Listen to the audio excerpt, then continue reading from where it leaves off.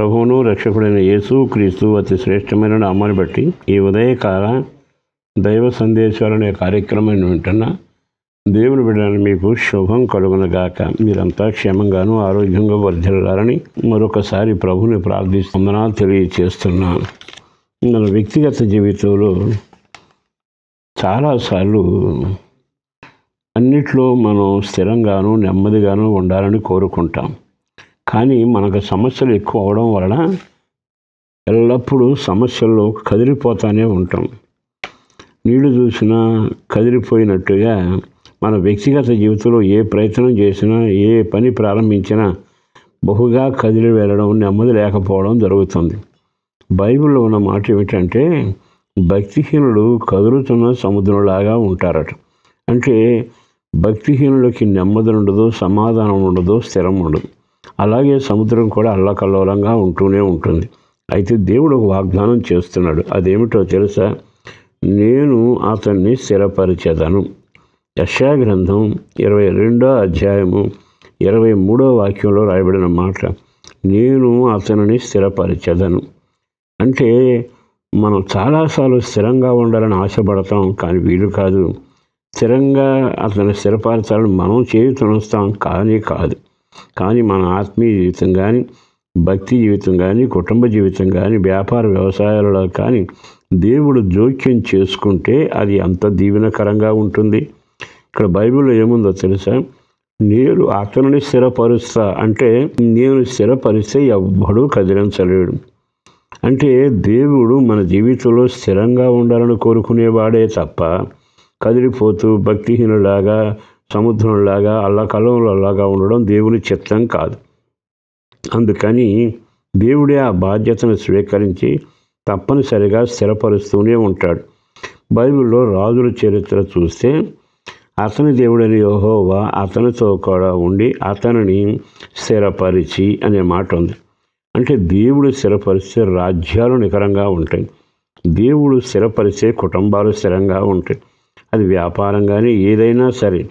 కనుక మనంతటా మనం స్థిరపడలేము గనుక దేవుడే నన్ను స్థిరపరచాలని దేవుని వైపు తిరిగి మనం ఎప్పుడైతే గట్టిగా ప్రార్థన చేసి, ప్రభువా కార్యం చేయవా, నన్ను స్థిరపరచవా అంటే దేవుడు తప్పక కార్యం చేస్తాడు.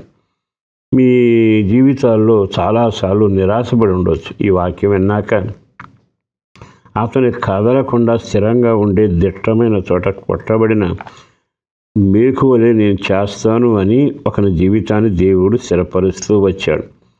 అతను చెరపడానికి ఎంతమంది రేగినా, ఎంతమంది ఎగబడినా, ఏం చేసినా అతను ఎవ్వరూ పాడు చేయలేకపోయారు, చేయరు కూడా.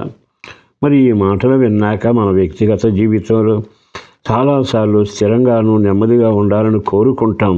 కానీ ఆరోగ్యపరంగా కానీ, ఆర్థికంగా కానీ, వ్యాపార పరంగా కానీ ఎన్నో విషయాల్లో, అంతకంటే భక్తిపరమైన జీవితంలో ఒక వారం కరెక్ట్గా ప్రార్థన చేస్తాం, మళ్ళా మామూలు అయిపోతాం. మందిరానికి వెళ్లకుండా ఉండకుండా దూరం అయిపోతూనే ఉంటాం. కొన్నిసార్లు గట్టిగా ఖచ్చితంగా నడవగలను అంటూ ఒక వారమంతా ప్రయత్నం చేస్తాం, మామూలు అయిపోతాం. కానీ ఒక సేవకుడిగా నేను మీకు ఇవ్వగలిగిన సలహా ఒకటి, నేను స్థిరపరిచేవాడున్నాడు. ఆయన పేరు నజరుడైన యేసు. ఆయన సమస్తాన్ని స్థిరపరిచి బాగా చేయగలిగినవాడు. ఈరోజు నీ పిల్లల జీవితం స్థిరంగా లేకపోయినా, నీ కాపురం స్థిరంగా లేకపోయినా దేవుని మాటను నమ్ము, దేవుని మాటకు లోబడు.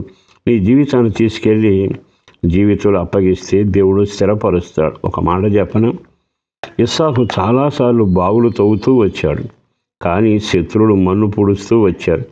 ప్రతిసారి అలా జరుగుతూనే ఉంది. కదిలిపోతూ కన్నీళ్లతో ఉండి చివరికి దేవుని సన్నిధిలో ఒక రాత్రి ప్రార్థన చేస్తే ప్రభు వచ్చి నేను నీకు తోడయ్యున్నానని స్థిరపరిచాడు. ఆ మరుసటి రోజున జరిగింది ఏమిటో తెలుసుగా, బావిలను పూడ్చిన వాళ్ళంతా బయలుదేరి అతని దగ్గరకు వచ్చి నిలబడ్డారు. ఇతడు భయపడ్డాడు ఏమిటి అని. కానీ మేము ఈసారి బావులు పూడ్చడానికి రాలేదు, కానీ నీ వెనక దేవుని హస్తాన్ని చూసి వచ్చాం. ఇక మేమెవ్వరూ నీ కిడి చెయ్యం, మీరు నా కిడి చేయొద్దు, సమాధానం కోరి వచ్చామంటే విందు చేసి అతగాడు పంపాడే. ఈ చరిత్ర మనం చాలాసార్లు చదివాంగా. ఈరోజైనా నీవైన మాట విని ఆయన వాక్యానుసారంగా జీవించగలిగితే ఆయన నిన్ను స్థిరపరచగలిగిన వాడు. నీ పరిస్థితులన్నీ క్షేమంగా ఉండునుగాక. పరిశుద్ధులను ప్రేమోమడిన ప్రభు వందనాలయ. అపారమైన నీ ప్రేమను బట్టి ధన్యవాదాలు.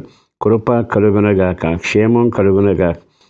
దేవా, ఈ బిడ్డల కుటుంబాలని, పిల్లలను, పెద్దలను కలిగిన సమస్త విషయాల్లో ఆశీర్వాదం కలగాలి, రక్షణ కలగాలి, కష్టార్జితం దీవెనకరంగా మారాలి. ఆ ఇంట్లో జరగవలసిన శుభకార్యాలు జరగాలి. ఆటంకాలను యేసునామమున లయపరచబడి దీవెన, నెమ్మది, క్షేమం, అభివృద్ధి, రక్షణ భాగ్యంతో నడిపించుమని యేసు పేరట వేడుచున్నాం తండ్రి. ఆమేన్.